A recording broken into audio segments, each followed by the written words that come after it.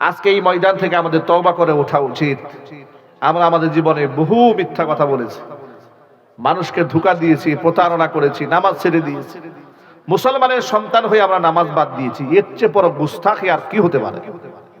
ঠিক কিনা ব্যাঠিক বিরোধ বলেন? কত মানুষের হক আমরা নষ্ট করেছি বলেন তো, একটু চিন্তা করেন তো।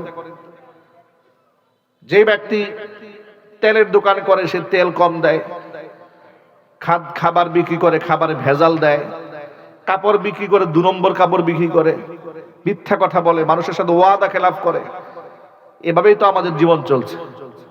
মানুষকে ঠকানো এটা তো আমাদের নিত্য নৈমিত্তিক বিষয় হয়ে দাঁড়িয়েছে। আর এই যে নির্বাচন এসেছে, দেখবেন নির্বাচনের এটা হচ্ছে ওয়াদার মৌসুম। কিসের মৌসুম ভাই জুড়ে বলেন তো?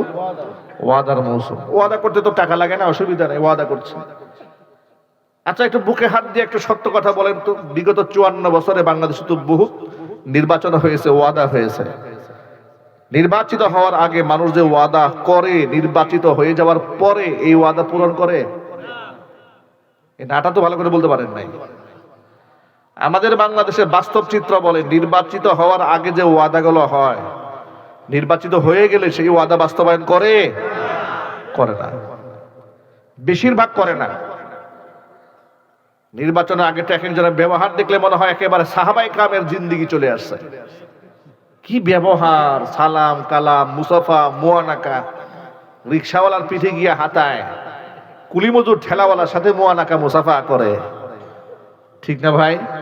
ফুটপাতে বসে চা খায়, বুঝায় আহারে একেবারে আব্দুল কাদের জিলানী। কোন মতে একবার নির্বাচিত হয়ে গেলে হৃদয় এত কঠিন হয়ে যায়, ক্ষমতার মস্তদে বসার পরে এত অহংকারী হয়ে ওঠে, তখন তার আচরণটার সাহাবীদের মতো থাকে না, আচরণটা ফেরাউন এবং খুনি হাসিনার মতো হয়ে যায়। ঠিক তবে ঠিক, অহংকার দাম্ভিকতা তাকে এমন ভাবে পেয়ে বসে, ধরাকে সরা জ্ঞান করে, মনে করে আমার সাথে লাগে কে? আমি হলাম প্রাইম মিনিস্টার, আমি হলাম এমপি, আমি হলাম মন্ত্রী। গতকালকেও দেখলাম ওই যে শেরপুর অঞ্চলের একটা সরিষাবাড়ি অঞ্চলের এক এমপি ছিল, টাকলা মুরাদ। ভুলে গেছে নাকি আপনারা? ঐতিহাসিক মানুষ তো ভুলে যায় না এগুলারে। বিচার হওয়ার আগ পর্যন্ত কোনো অপরাধীকে আমরা ভুলে যাব না। কথা বলে না কি, মরা মানুষ নিয়ে কথা বলতেছি নাকি আমি এখানে? পাবনার মানুষ তো তাওহীদের ঘাঁটি, হচ্ছে পাবনার মাটি। এখানে নরম মানুষের সুযোগ থাকার কথা নয়।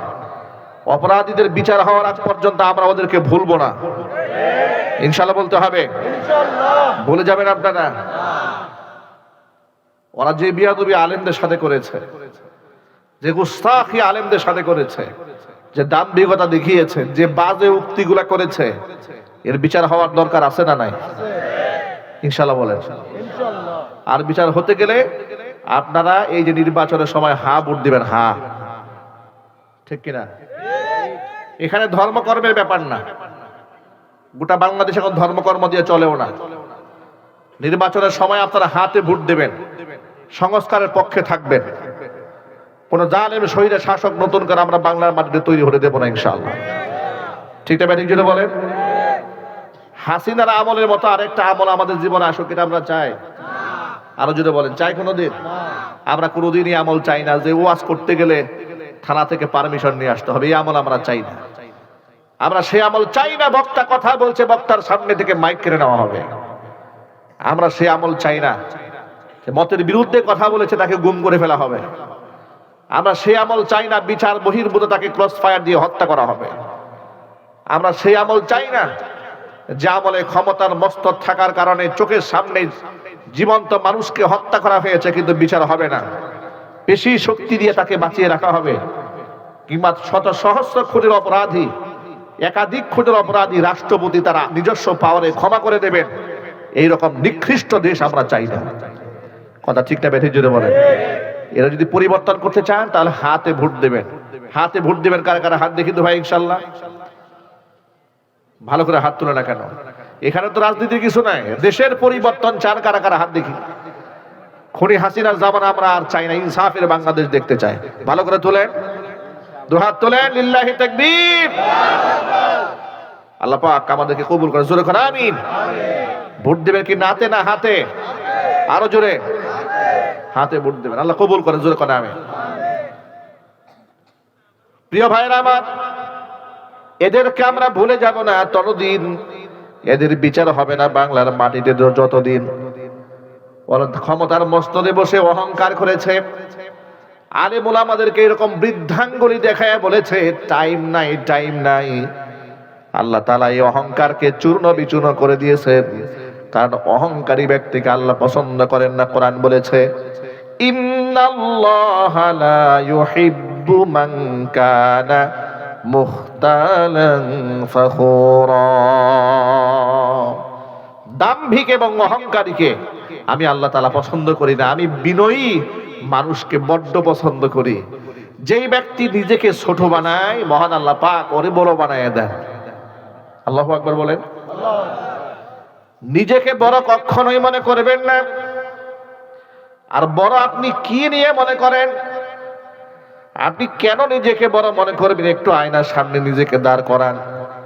নিজের পেটের মধ্যে ময়লা, নাকের ভেতরে ময়লা, কানের ভেতরে ময়লা, চোখের মধ্যে ময়লা।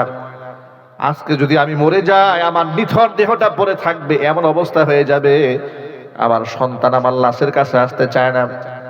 রাতের বেলায় একটা মানুষ মরে যাওয়ার পর যদি ঘরের মধ্যে লাশ থাকে, আর স্ত্রীকে যদি বলা হয় 20 বছর সংসার করেছো, শেষ রাত্রিটা তোমার স্বামীর সাথে গিয়ে একটু কাটাও, স্ত্রী রাজি হবে? জোরে কন্যা রাজি হবে? ছেলে মেয়ে কেউ রাজি হবে? কন্যা আমার ভয় লাগে, ওনাকে নিচে রুমে নিয়ে যান। আরে এটা তো দুনিয়া, এটা পৃথিবী। এরকম দৃশ্য আমরা দেখেছি।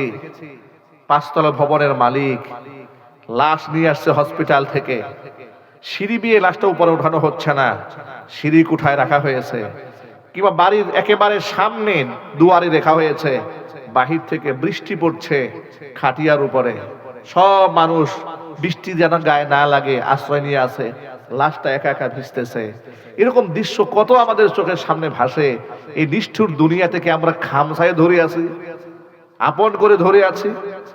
বউয়ের মোহাব্বতে আমরা ঘুষ খাই, সন্তানদের মুখে হাসি ফোটাবার জন্য অন্যের জমি আমরা দখল করি। কথা ঠিক না ঠিক জুড়ে বলেন?